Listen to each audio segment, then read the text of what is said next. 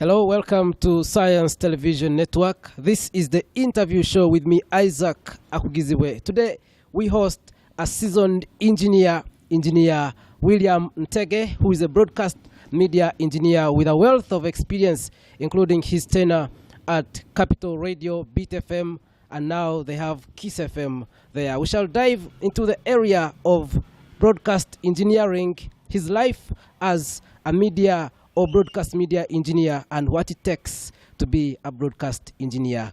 William, welcome to the interview show here on Science Television Network. Thank you so much.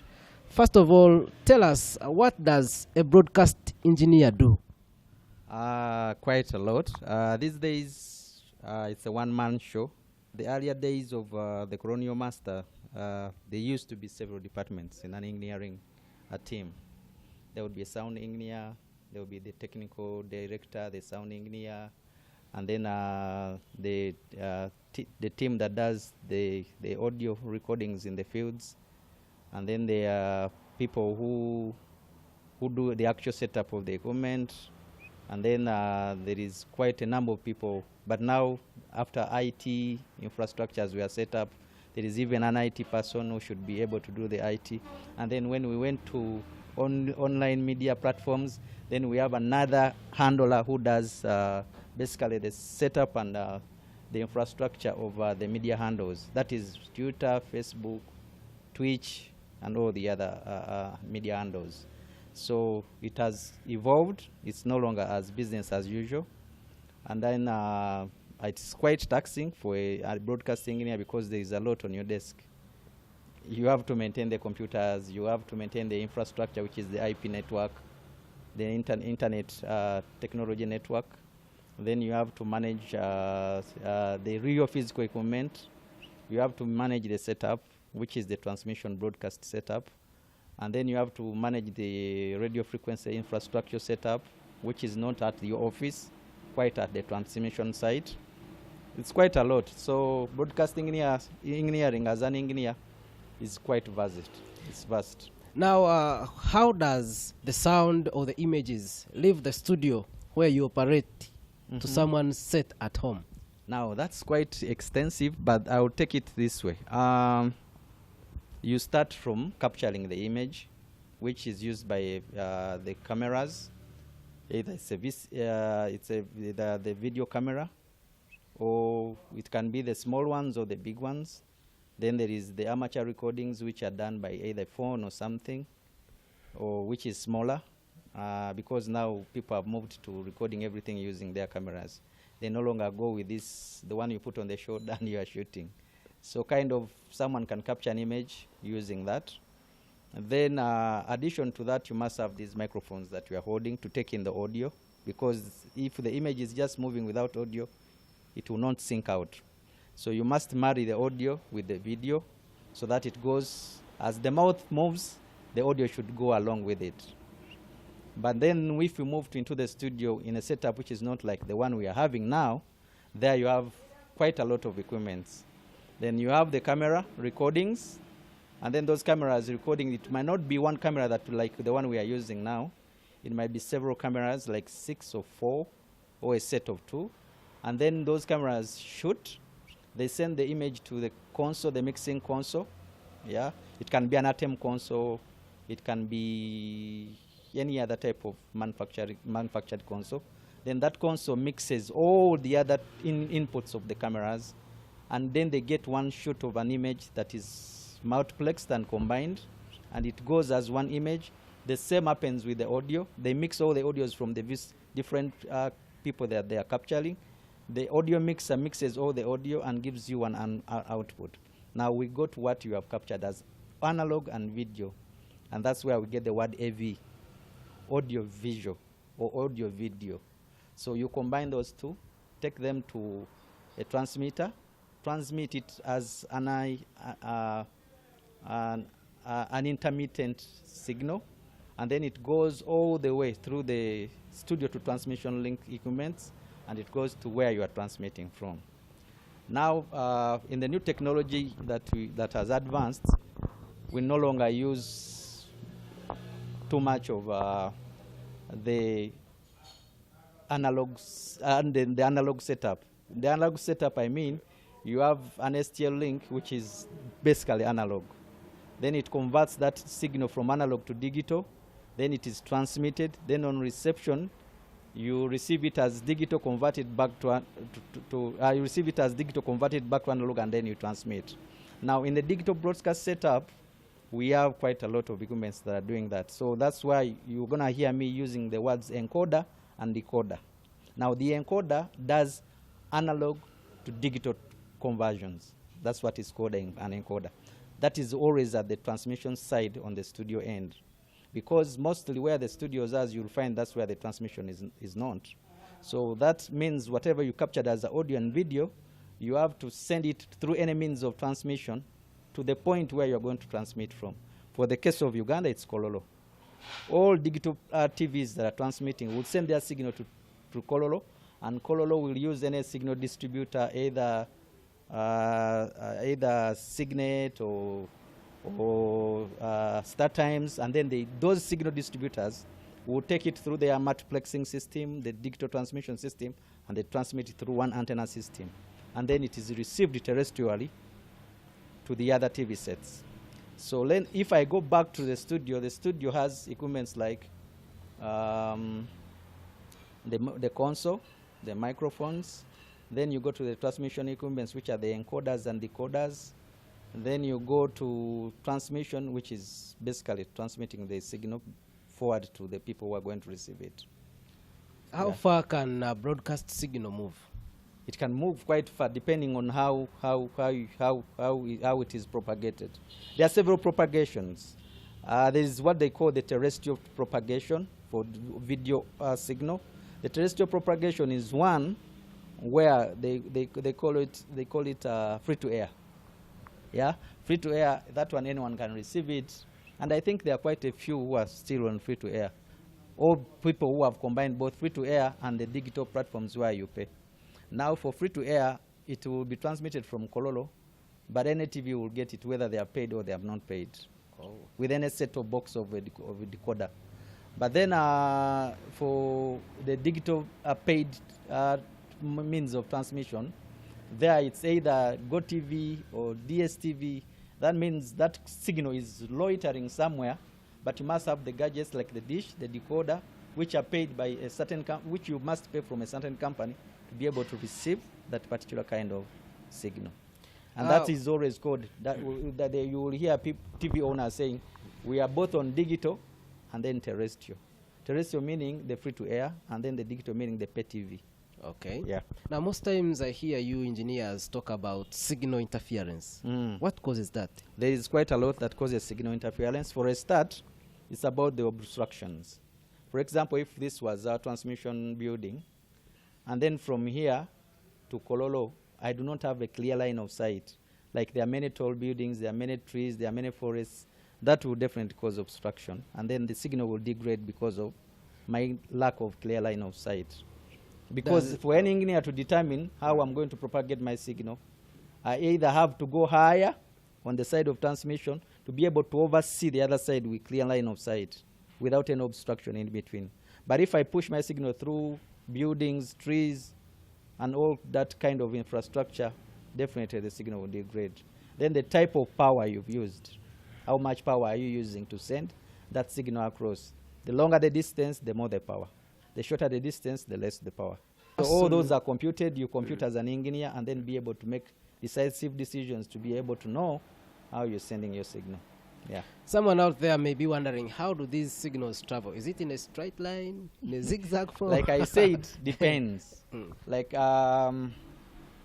these signals travel in a mode that you would call microwave, electromagnetic. Like for example, some travel in an electromagnetic way, some travel in a microwave way. So those two propagations are quite different. And then secondly, these waves travel depending on the method you've used. For example, if I use amplitude modulation, that's another kind of wave propagation. If I use frequency modulation, which is commonly known as FM, that will be also another different wave propagation. So you realize that depending on the method you've used, that's how the signal will be propagated. Now, when it comes to digital, for it, it's always boxes, triangular or rectangular boxes, up and down the Y and X axis. But then if it is about an analog signal, the analog signal will move in a sinusoidal way up and down the Y and X axis. And then that will be in, up, and down. Then the digital signal is just boxes. Yeah? And those will move against the Y and X axis. So the moment I convert my signal into digital, it will move into those triangular boxes. In the detailed way of IP or internet technology, they will call them 1 and 0. 1 and 0, 1 and 0. That is the on, off. So that's the way the signal is propagated. Now that's amazing. Someone may also be asking themselves, for us who listen to radio, we hear that the signal may not be good, may not be strong, but now you as an engineer, you must be able to see that signal. How do you see the signal? Now, there are several gadgets that you can use to be able to audit your signal. Yeah, there is a spectrum analyzer. That's the commonly used. Even UCC uses it.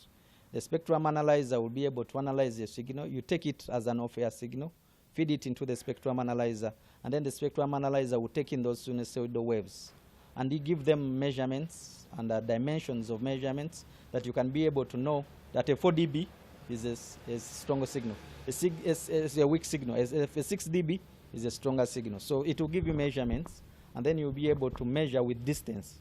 For example, if I carried a spectrum analyzer in my car, and my purpose of auditing my signal was to do a test signal drive across many distances. I would start from Kampala, go driving out of Kampala, and I see how much the signal degrades, and at which distance does it degrade. Because those are things that you mark up and then be able to plot and know. In these places I'm stronger, in these places I'm weaker, in these places I'm being amputated, or in these places I'm being blocked. And then you establish what exactly is happening. Is it trees? Is it forests? Is it buildings that are obstructing my signal? Then, like I can tell you as a layman, there is no one who will tell you that I will see the signal with my eyes. No. But it's like existing, like I told you, either microwave or electromagnetic waves. So they are existing in there. But until you get the equipment to harvest it, you will never know how strong it is. You can't wave your hand and say, this is a strong signal. No. You basically have to use some equipment to measure it, quantify it, get the dimensions of measurement, and be able to know 2 dB is weak, 6 dB is strong. All these type of parameters are weak, these types of parameters are strong. So that's the way we measure signal. Now that's incredible. You talked about AM and FM, but also on the traditional radio set, we see SW. What is the difference between these? In the old wave propagation, in the old setup, we used to have 3 frequencies. Those are bands of frequencies. Now, if you talk about AM, is amplitude modulation. Amplitude modulation is basically a wave signal that moves in a kind of sinusoidal way, but in a way that is closer to the surface of the earth rather than up the surface of the earth. And then you come to FM modulation. FM modulation beats all kinds of wave propagations. And that's why for it hit the waves, everyone was ready to use it. And then that is frequency modulation. That is FM. FM is straight line of signal transmission. It moves as straight as the eye can see. Once you propagate your wave above the topography, you'll be able and ready to move with that signal. For it, it has much more less interference compared to amplitude modulation and shortwave. Shortwave is the worst. You remember how our parents in the old days used to tune FM, yes, shortwave radios, straight from Tanzania, BBC, and all those other worldwide transmitters. You would find a man struggling to get a signal, sometimes even climbing as high as near, or even putting the antenna up to the roof of the house. So those were poor wave signals and poor transmission. But of now, what has hit the waves is FM. FM is good. Yeah, FM is good. Now, there must be someone watching or looking up to you. They also want to become broadcast engineers. How do those people become like you? For you to become a broadcasting engineer in Uganda, there are quite a lot of courses that are screened when you are being interviewed for an engineering job. One of them could be telecom. You do telecommunication engineering at either university level, at a bachelor's level, or either diploma level. And then the other course that you can take to be a broadcasting engineer that is not too much related to engineering, but you must have the basics. So with it, is electrical engineering and electronics, because that also helps you, as in the course modules you do, that also helps you to be able to handle the engineering jobs. Yeah, I'm one of the electrical, the broadcast media engineers that I was lucky. I did my higher diploma in electrical and electronics in Chambogo. Then at a later stage, I did my bachelor's at telecommunication. But by the time I did that, I was already practicing broadcasting engineering. You understand? So it was easier for me to internalize what I was studying, because if you go in straight for telecommunication, most of the guys, when they come out, they come looking out for telecom companies to employ them. But if you start practicing before you actually do much of the studying, you realize you can be both. You can be a television engineer or a FM radio engineer, which is radio broadcast, or if not, a telecom engineer. But then the challenge with doing telecom alone is that you realize when you come to the field, they would want more people who have done more courses related to IT-related stuff. For example, CCNA, CCNP, you understand, those are all certified courses that are for engineers who are detailed in programming, system configurations, and all that kind of stuff. But you cannot come out of telecom engineering and you're ready to work for broadcast, because it's totally quite different, you understand, yeah. Maybe this one is a bit personal. There were many courses in engineering, civil engineering, but you chose broadcast engineering. Why? From senior 1 to senior 4, I was one of the best students in my school. But the day we did the chemistry practical, I was unfortunate that I was in the 4th shift. You know, we have limitations of laboratories, yeah, and then the number of students that they take in per session. So that day, we are meant to do oranges. And then you do the pipettes for the oranges, you do the analytics for the oranges, what chemical reactions do they have. And because the oranges are taken the whole day, by the evening when I went in, when we did the experiments for the oranges, because of the heat of the day, had changed. So I failed chemistry. So I ended up, instead of doing PCM, because of my practicals that were bad, instead of doing PCM, I ended up doing PEM.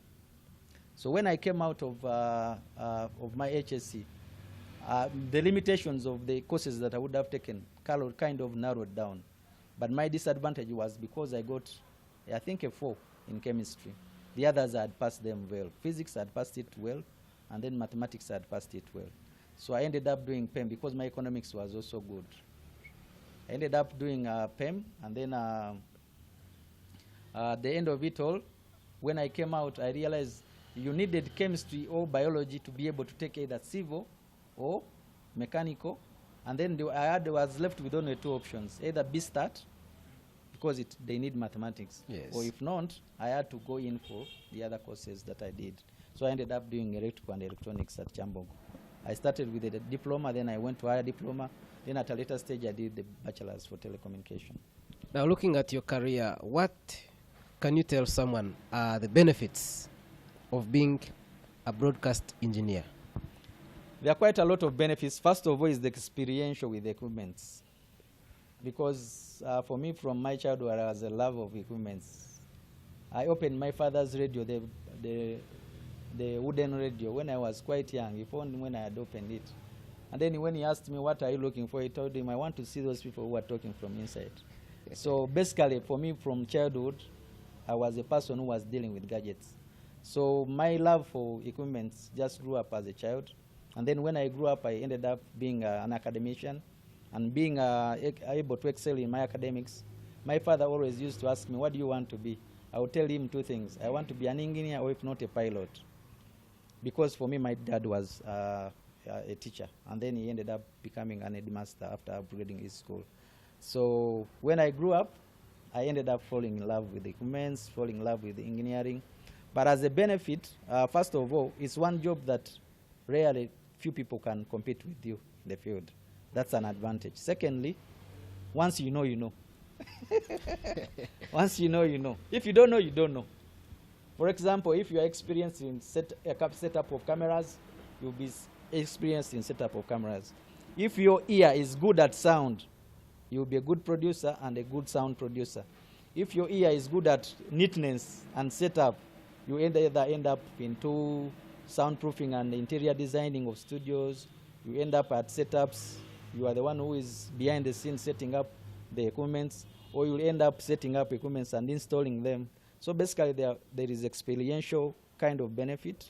And then lastly, the financial benefit. Most engineers are well paid because what they do, others will not do. Yeah.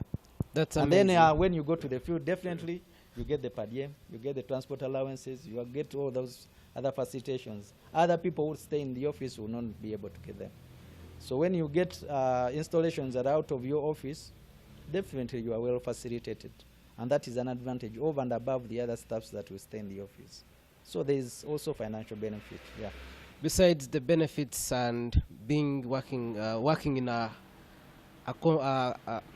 place where competition is not that much, there must be some challenges. What are those challenges that broadcast engineers face? One of the challenges broadcast engineers always get. One of the challenges that broadcast engineers always get is being not able to balance family and work. For me, that was my greatest challenge. You can't imagine all the years I worked for my organization. I always felt like I was cheating myself to take leave because the workload was too much that you cannot even miss one day in an office. You understand? I used to work 8 to around 6:30, then I go home. Yeah? But then the type of work that I've left on my desk and the requirements that are on my desk could not even allow me to take leave. So all the days I worked for Capital Radio, about 16 years, I combed non-stop through. I didn't give myself leave. I didn't have too much time for family because the workload was quite high. I realized that it might be with the other engineers. You wake up not knowing how your day would look like, yeah? And there are many technical challenges. You wake up not knowing how your day would look like, and then you end up working non-stop because you are being called here and there to fix many things.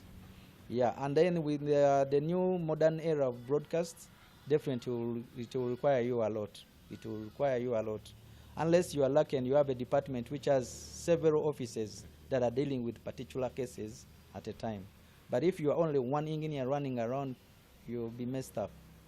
You have a lot to deal with. Because for the case and in an example of a TV station, there is outdoor broadcast. There is studio recordings and transmission.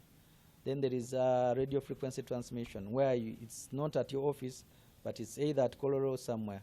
Those are all managed under the engineering department, or as an engineer you must manage all that. So if you are running around and making calls, making sure everything technical has your hand on it, it's quite a lot. It's quite a lot. That's one of the challenges. Then the other challenge is the transport means within Kampala to be able to hit the deadline and be able to sort out a technical problem in the shortest time possible. That was one of the greatest challenges that I had. I wasn't living far away from Kampala. I was only in Namasuba. That is about 6 kilometers from about 12 or 17 kilometers from my workplace. But then for you to move from that place, if that's if at all you take a straight line direction, it's about 15 or 17 kilometers. But for you to get from Namasuba to Capital Radio with the jam of Kampala, if they call you anytime T and you are not at the office, it will be very hard for you to be able to move within 10 or 15 minutes. And you know, broadcast is funny. When you are off, and everyone will know that you are off. Whether it's in Kampala, whether it's in Gulu, whether it's where, they will give you either a call or they will tell you, you know what, we are off air. And it's true, you are off air. But then the way you move from where you are to be able to run a broadcast house without failures is where the challenge is. So that challenge, most times we used to have people whom you deploy at different levels, so that if you at home and they make a call, you also make a call, rather than moving until when you reach where you must sort the technical problem. So it would mean you will have back-end staff who help you sort out emergencies as you run to the station. That's one of the challenges. The transport means to move to where you must sort out the technical challenge, because there are a few people who can be flown. And if you are to be flown, then you must have an airport, a place where to be picked. But that is rare. So the jam around town alone limits a lot of your movement to where you want to sort the technical challenge. Then the other thing is financial means. Sometimes a radio station or a TV station goes down, and as a man, you didn't sleep with a lot of money to move to where you must move. True. And then you are thinking, how do I move to where I am now, and then be able to make it to a place where I need to sort out the technical challenge. So those are some of the challenges that you meet as an individual. For the case of capital radio, we are given between 15 to 45 minutes, for you to sort out the technical problem.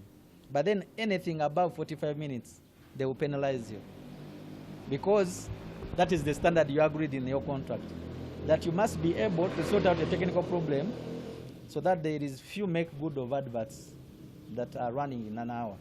So if you take on a technical problem more than 1 hour, they will consider you as a failed engineer, because they want that to be as an emergency and be sorted as soon as it has to be done. So that is also another challenge. You end up having your salary cut because you didn't meet your deadlines. You talked about the smooth broadcast. How do you ensure a smooth broadcast as an engineer? A smooth broadcast as an engineer is to ensure that everything is operational.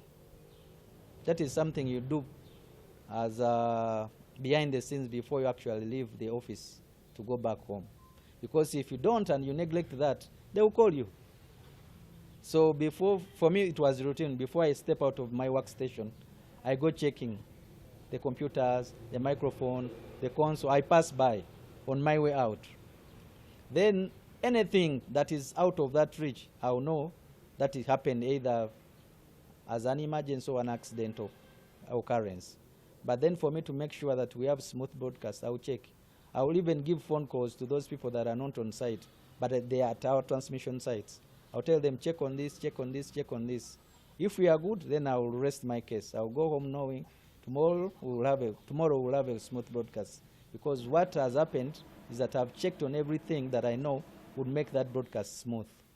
For example, you check on the consoles, check on the microphone, you check on the transmission equipment, you check on the parameters of the performances of the equipment. Then if you see they are not degraded, they are not below standard, they are not working abnormally, then you can go home and say the next day we'll have smooth broadcast. But if you neglect those checks, trust me, you'll have as many failures as you can't afford to sort in an hour. And then you'll be not having a smooth broadcast, definitely. True. Now let's talk about the future of broadcasting and broadcast engineering, especially with the rise of AI, 5G. What do you anticipate? We are not ready. We are not ready for that. We have had quite a lot of dialogue meetings with the Uganda Communication House as the umbrella that legislates and stipulates the way broadcast is done. And then these dialogues kind of have dragged to the performance of digital broadcasts in some way, in a manner that is either the challenge of how you do it or the challenge on how they receive it. Let me give you an example. It was easier to move TV from analog broadcast to digital broadcast because the reception had moved ahead of analog. So almost the same TVs that we had started to use were able to take in the digital signal. Because by the time we moved into digital broadcast, most TVs had turned into smart TVs and digital compatible TVs. We had left these big TVs with the CRTs and the big behinds. We had left that. Now, let me take you to the other side of radio. On the other side of radio, you must have a DAB receiver. That is a digital audio broadcast receiver. Now, if you will hear the word DAB, DAB means digital audio broadcast. Now, DAB has hit many delays because for someone to receive a digital signal, it's basically internet. Now, let me take you to the infrastructure of Uganda. There are many places, even in and around Kampala, that do not have internet in their houses. And there you are wanting to move from analog signal to a digital signal. Then how would your people receive it? And then we go to the cost. By the last time I was in a UCC dialogue meeting over DAB, the least amount that someone could spend on just receiving an hour of a streaming internet service for DAB was 7,000. There are people who can't even leave 7,000 on the table for their families to have a meal. Then how can they constantly receive the DAB signal at 7,000 per hour? That is streaming audio over digital platform. Definitely it defeats the purpose of DAB. True. Then the other limitation is the DAB receivers. By the last time I checked on a DAB receiver, it was between $12 to $15. Convert that to Ugandan shillings, you are already way past 45,000 or 50,000. The least a small FM receiver can cost is about 5,000, 10,000. So it's affordable and easier to get. But a DAB receiver will not cost you less than 45,000 Ugandan shillings. Meaning even the people that want to receive DAB will not be able to get it because the receivers themselves are not quite as many as the same with satellite reception. Do you know what they call satellite radios? Yes. Satellite radios receive a signal using a specific receiver, which is called a satellite receiver. Now, that satellite receiver cannot be owned by everyone. And the companies that are manufacturing them are not also many. Yeah? Like in South Sudan, some people use satellite radios, but most of them use FM. But like I told you, the reason why, for the sake of radio, it is hard to move to DAB is because of the cost. Money must be involved. And when you talk about money, you are talking about daily expenses. Here you are struggling with home expenses and someone is telling you to receive a digital signal which will cost you 7,000 per hour. It's not practical. True. For countries where internet is free, the government has subsidized it, it's easier to use, every house has Wi-Fi, it's free and easy accessible, and the telecom companies are not costing them. People can afford DAB. Like in most of the Scandinavian countries in Europe, they have moved to DAB. Actually, most of them are hitting 49% DAB reception. And the reason is either the government is subsidizing on the DAB reception, or the government has even gone to the manufacturers of the cars to tell them, do not send cars without DAB receivers. You understand? So a car comes from Japan with a DAB receiver as well as an FM receiver. Here, there are many cars that even come without FM reception. Have you ever had radios which stop at 90? You go in your car and you want to tune a car from Japan and it will end at 90. Then that means you have to buy a band expander to be able to receive anything above 90. But the Japanese are manufacturing only up to 90 megahertz. You understand? Yes. So if you start to say you want people to receive DAB and no one can receive it even in their cars, meaning they are still having the Japanese FM and shortwave and AM receivers only, and then you are saying you want to move to DAB, it means all the cars on Ugandan roads must be taken off. And then, or if not, you must import DAB receivers to be fed into the cars so that people can be able to receive the DAB signal. And that's quite a high challenge. So for TV, it was an easy go. But for FM, to migrate from FM to DAB, it will take quite a lot of time because of those technical challenges. Now let's talk about virtual reality. How is it likely to affect your job as an engineer or broadcast engineer? Virtual reality will affect a lot of broadcasts because we're moving from the old standard operation procedure to the new norm. The new norm requires that anyone who has a phone can record and shoot and cover content. You understand? So content has moved to being covered using either a phone or any gadget that is portable. And then from there, there are many apps that can do the transmission to the media handles. And that is going to take away the normal studio setup. Because the normal studio setup has either to run faster to adapt to audio visual, or if not, that is for radio, audio visual for radio, or if not, then the standard studio like the one we are having now has to roll and run faster to be able to feed their feed into the IT digital platforms as soon as immediate, rather than saying we'll do a podcast tomorrow, we'll do our short clip tomorrow, we'll do our tweet tomorrow. No, it has to be real time, because whatever you are running as content must be real time. Otherwise, if you sleep over it for 1 hour, by tomorrow the same content you are having, someone is already airing it out. You understand? So in the new setup of digital virtual broadcast, people have moved over to the format of let it be real time, quick, real time and quick. But if you can't do it real time and quick, the people who are using their phones and all the content creators, the influencers and all that, will run the same content that you want to run tomorrow, real time. And before you know what, yours comes second, or is stale news or stale broadcasts. So as you record and transmit, your media handles like Twitter, Facebook, WhatsApp, and all the others, Twitch, YouTube, and all others, has to be real time. There must be feeds that pick from the same feed that is in the studio and take it real time to your viewers. Otherwise, if you're going to produce it, edit it, and then be able to do it after 1 hour or 3 hours, before you know what, the content influencers, the content creators, the influencers, and all those other people are going to run ahead of time, and then before you know what, you are rendered obsolete. Yeah. Now, you talk about the fastness of a broadcast signal. Can it travel faster than the human blink? No. Do you know what? Every broadcast delays according to the wave propagation, or the means of propagation they have used. For example, as we talk here, if this was going to the transmission, by the time it reaches Kololo, it will be split minutes or split seconds behind the real signal that we are having here. But if someone was using a phone here and is recording the same content, and for him is streaming live or YouTubing live or Twitching live or tweeting live, his content will run faster before even reach Kololo.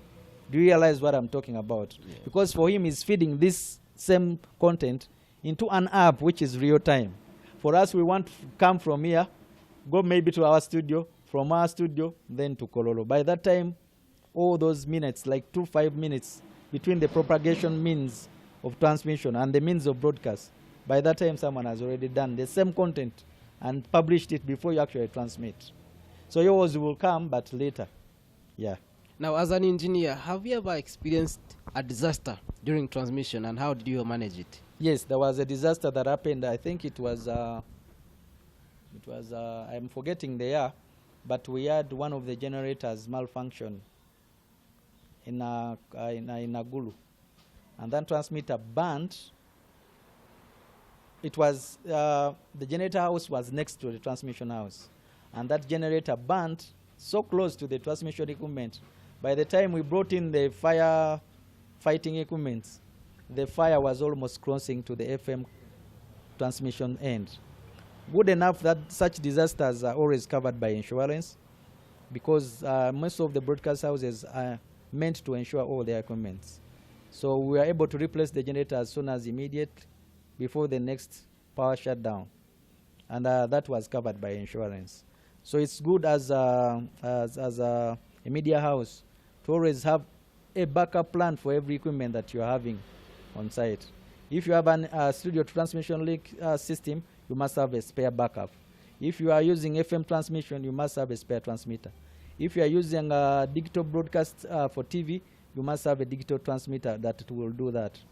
Lucky enough for TV, they are using one central point to transmit. So unless Kololo fails, where they send their signal, but they are meant to broadcast. Now it's Kololo now, where the Signet or StarTimes to back up their equipments. So that if there is a technical glitch, they are them to cover up that technical glitch. But then what TV will do, they will send their signal to the signal distributor, and that's all they do. Once it reaches the signal distributor is who is that person who shouldn't fail. You understand? But for FM, we will do everything for ourselves. The transmission site in Kololo is yours, either in Naguru it's yours, then the studio end is yours. So you must cover everything with the backup equipment, so that when you fail, as you sort out the major time-consuming repairs, there's something that you plug in and you remain relevant and in broadcast. Yeah. Now let's go back to the beginning of this decade, 2020, a year most Ugandans and maybe everyone else in the world wants to forget, COVID-19. How did this pandemic affect your job as a broadcast engineer? COVID is something that happened when it wasn't properly organized. They announce, it means where you are is where you stay. That was one of the greatest challenges. But then you had to operate effectively to be able to run whatever you had to run without you physically appearing. So basically what we used to do is to make phone calls. You deploy places to places where the key places where you know there are critical areas of failures. So those areas of failure is where you deploy people, and then you keep calling them to check on those things that you think can stop broadcasts. So then you stay at home. Then in a matter of critical emergencies where you must appear in physical, we used to have the stickers on the cars or the means of transport you are using, so that at every checkpoint they know you are going to sort out a media house A or B at a place A, B, C, D for this particular reason. So you would come with your workstation ID, and then the stickers they used to give us to move around as media houses. So that will enable you to move and be able to sort out the technical problems. But then the other major thing was the shutdown of all suppliers and providers of equipment. So if you had a major failure on one of your equipment, there is no manufacturing company that is doing so because all the companies are closed. So that was an advantage for people who had all backup equipment, so at every level of their broadcast, they would survive. But then if you didn't have some, man, it was terrible. Because there's no company you can call to supply you any equipment. You can't order any equipment because all factories are closed. You understand? So what you rely on is to call another person, to look for that particular equipment that you want to replace or have backup with, and then you pay rentals for it. And business was very expensive. Yeah. Now, are there areas in broadcasting that the viewers and listeners take for granted, yet for you as broadcast engineers, you think these areas require a lot of precision? Yes. Yes. And most of the investors do not want to look at this angle. But yes, there are many critical areas that investors must look at, owners of businesses, of media houses must look at to be able to sustain their businesses. Like, for example, you tell someone, do comprehensive insurance for all your equipment worth about 15 or 20 million. And he says, that money, no, we can use that budget for something else. Then an equipment fails, which is about 15 million. And because he did not insure or do risk cover for such an equipment, he has to dig in his pocket, and that money is not always available. So you end up patching up and then running on rentals, and rentals are always expensive. You understand? Then the other thing is disaster recovery. Do you have a disaster recovery policy? Do you have a backup plan of failure? Do you have an off-site data recovery center? Off-site data recovery and on-site data recovery centers, these are key in maintaining a media house. For example, if we wake up today and this is our media house and it has burnt down, how soon can you run your broadcast continuously, having all your archives as well as real-time content that you've covered today in real-time manner? That means you must have an off-site backup system where all you are recording today is being shared by either virtual storage or an off-site data center where you have all your stuff archived. But if you tell someone to invest about 10 or 5 million for an off-site data center where you can recover all his data in case of failure, he'll tell you, no, you know what, that's a lot of money, you can't afford all that. But then when the disaster hits, that's when he says, I wish I did so. So, and then the other one is staff. These are critical because the greatest asset in any business, or the greatest resource in any business is human resource. For example, today if you have an accident and you broke off one of your leg, the insurance must be able to cover. But you realize some of the business owners do not want to cover their staff under insurance policy covers. They do not want to cover their cars, the covers that move their staff around under comprehensive insurance. They do not want to do risk and data recoveries. They do not want to do policies that will make the business sustainable. Then the other one is on managerial successive plans. For example, I've been an engineer for your entity. As your engineer, do you have a work plan on the success recovery plan on how you can have me replaced without your business being affected? I'm skilled, I'm experienced, I know your business better than you do, and it's me as the backbone of your running of the station. And here I am, I do not have an assistant, or if I have an assistant, he's not as qualified as I am, and if he's qualified as I am, he's my threat. And if you have a place where you can train that particular person who can compete with me, you never want to invest that money to have such a person. So you want me to drop dead, then you reconsider having another person. Yet under management successive plans, you know, manager A, if he disappears, I'll have manager B. If manager C disappears, I'll have manager D. So it means you have, to sustain your business, you are looking at the future plans of how to sustain your business. But you realize you have one person who is running the whole show, is a one-man show, and is the only one who can run that business. Then it comes to a time when that person is either sick or he has got an accident, and then you can't run your business because you didn't plan ahead of what if that person didn't exist. You understand? And then the other things are the legal matters. Many media companies do not have lawyers. Many media companies do not have legal advisors. Yeah? A media personnel or a journalist does a story which is legal, which might attract legal interest, and the entity ends up spending 30, 40 million over one particular case that if they had a legal advisor will tell them this ABCD is against these media acts and these media regulations, please do not go this direction. So they end up thinking they will do everything they want to do the way they want to do it. And then they end up having legal cases, media implications, and then because they do not have a legal advisor, they end up spending a lot of money over a small case. Yeah. Now as we come to the end, in broadcasting, as someone who sees things from behind the scenes, is it the human voice, the content, or the equipment that matters most? I would rank them. You might have good equipments, but if you don't have the good personnel to run those equipments, you are as good as useless. But then you might also have the best equipment, but you lack the content. You understand? The niche of what you cover in the content. What is your target audience? What is your priority? What do you consider as important? And then what do you consider as irrelevant? You understand? There are many media houses these days, when they open the microphone, you hear them talk, but you can't listen to them for 15 minutes or 5 minutes.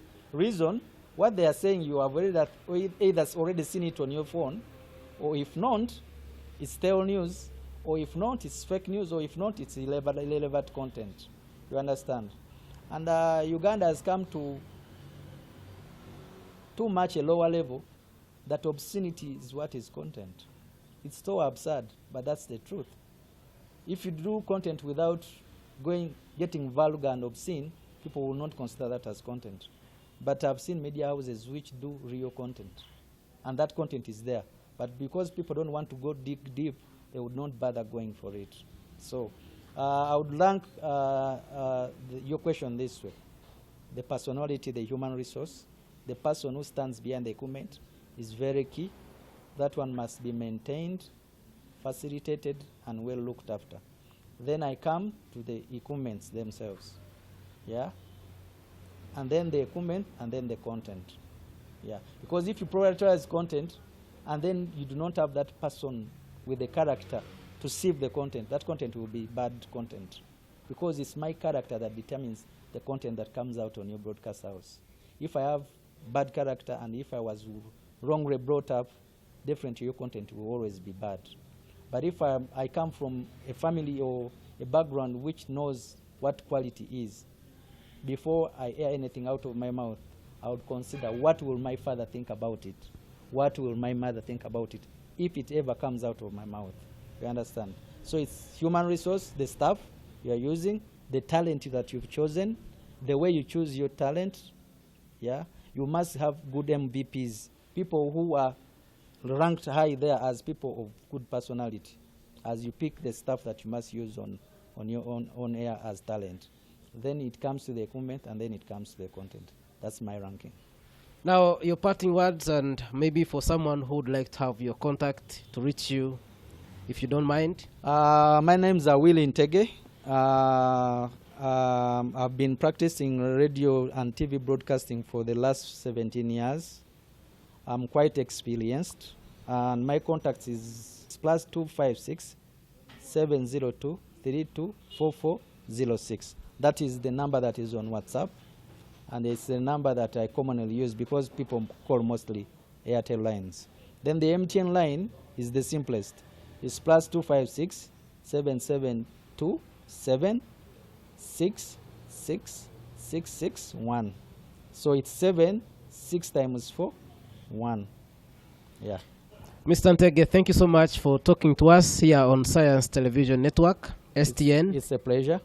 And we wish you all the best as a broadcast engineer, and we hope your story will inspire several Ugandans and people elsewhere who will watch this interview. Thank you so much. Thank you so much for watching the interview show here on Science Television Network, STN. My name is Isaac Akugizibwe, and I would like to wish you all the best and thank you for always keeping it and watching your #1 network when it comes to science. I also want to take this opportunity to call upon you to always share this information with friends, family, and frenemies, if you don't mind.